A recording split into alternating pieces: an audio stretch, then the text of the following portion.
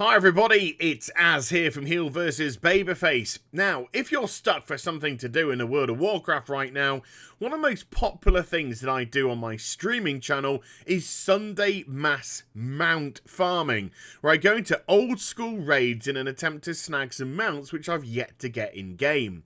So in this video, I'm going to start us off on some training wheels, and I'm going to go through every single dungeon in the world of Warcraft that has the potential to drop a mount and how to get them. You never know, you might not have known about some of these, or it might just give you the impetus to go out there and try and grab them. So first up, we have the Vanilla Dungeon Stratholme, which just also happens to be my favourite dungeon in the whole of the world of Warcraft. But don't go in the main entrance, we need to go through the back passage. Giggity.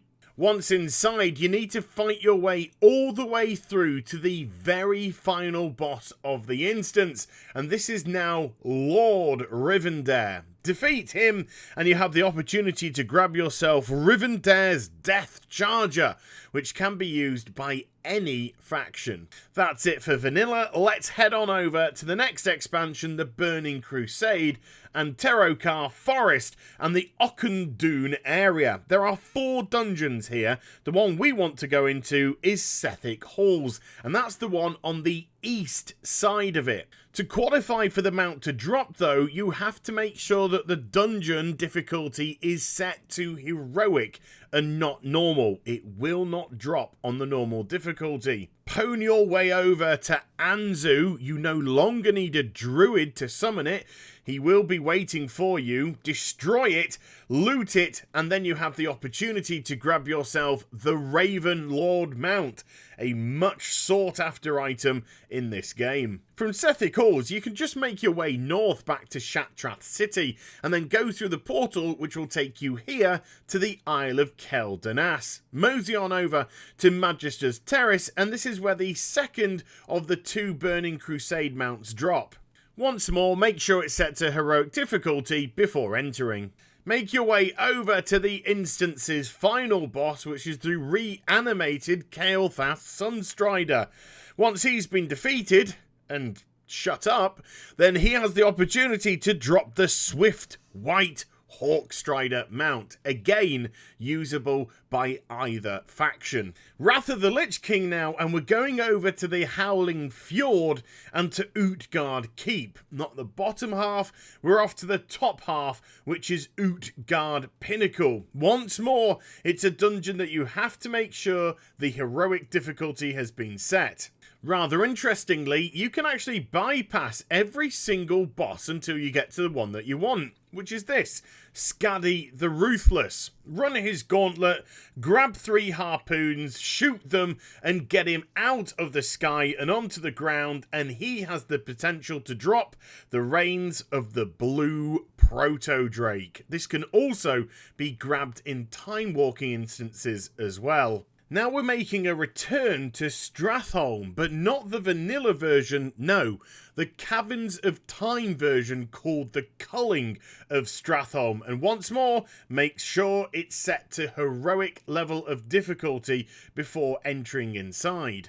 Once then, you'll actually trigger an event to defeat packs of mobs, and when a sufficient number has been killed, it will spawn a boss, defeat the boss, and rinse and repeat. You're up against the clock, so you have to make sure that when you get to the final boss area, which is in Market Row, instead of hanging a right, which would have taken you to Mal'Ganis to finish the instance, if you have got plenty of time left on the clock, then you need to go to the left and follow the pathway round the corner here until you get to the infinite Corruptor. This is very easy to defeat, but will have the guaranteed chance 100% to drop the Bronze Drake, which you can add rather nicely to your collection of mounts.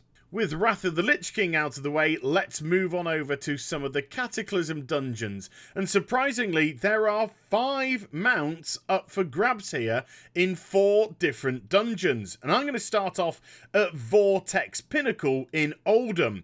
And it doesn't matter whether or not you do these dungeons on heroic or normal. The advantage, of course, with normal is you can reset the instance after completing it and have another crack if the mount didn't drop.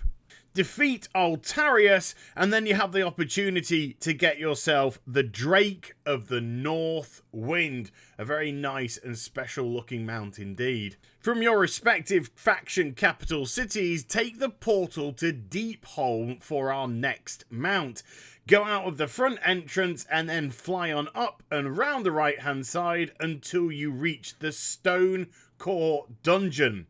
Very much like Vortex Pinnacle, it doesn't matter whether or not the dungeon is now set to normal or heroic, the mount will still drop from both difficulties. Tackle Slabhide, who is the second boss in this instance, for the opportunity to grab yourself the reins of the Vitreous Stone Drake, another spectacular looking mount.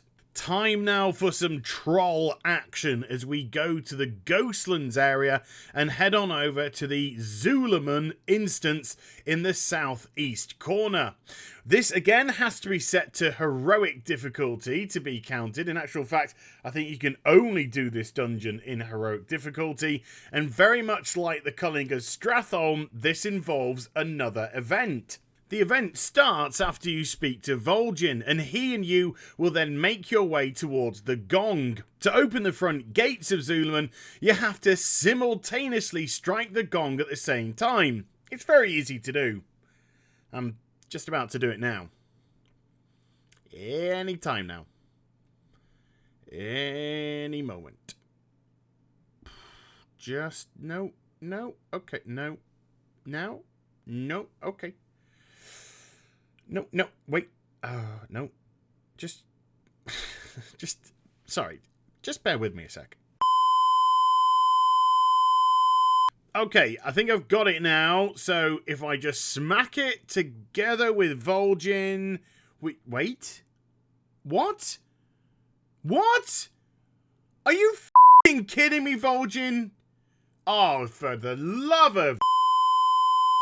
Once the gates have finally been opened, then the event begins in earnest, and once more you find yourself up against the clock. Defeat the bosses, get more time added until you reach this guy here who's called Halazi. Now Halazi isn't actually the boss that drops the loot. No, once you defeat this chap, he'll just drop a regular standard loot table. But behind him, in a cage, there is a troll female called Kasha. You need to free Kasha from her bindings and she'll start to run around the room and destroy vases using fireballs. You need to wait until she gets to the final vase here, and then you'll get Kasha's bag. Open it up, and inside you'll find the Amini Battle Bear, which is another bloody cool mount to add to your collection. After that, head on over to Zollgrim, another raid turned dungeon in Cataclysm, and there are actually 2 mounts up for grabs in this instance. The first of them drops from Bloodlord Mandakir and is actually the armoured Razashi Raptor. Again, this can be used by both factions. Then head to the north of the instance until you find High Priestess Kilnara, another crazy cat lady that will drop the Swift Zulian Panther. And once again, even though it's a panther, both factions can use it. Now, believe it or not, sadly, Blizzard didn't put any mounts in any dungeons in Mists of Pandaria, nor did they for Warlords of Draenor either. But when patch 6.2.3 hits, then Time Walking will add the opportunity for a mount to drop. And it's going to be called the Infinite Time Reaver. And you can acquire this by any of the Time Walking bosses that you defeat. There's going to be a small chance that it can drop from any of them. So there isn't a specific boss that you need to go for. So there you go, the guide to which dungeons in the World of Warcraft drop mounts. So if you are looking for something to do, then go out there and see if you can snag a few for yourself. So I hope you enjoyed the vid. If you did, do give it a thumbs up and also subscribe to my channel. Follow me on social media and Twitch for live streaming. Links are in the description down below, and I'll be back with some more stuff very soon. You take care, everybody. Bye-bye.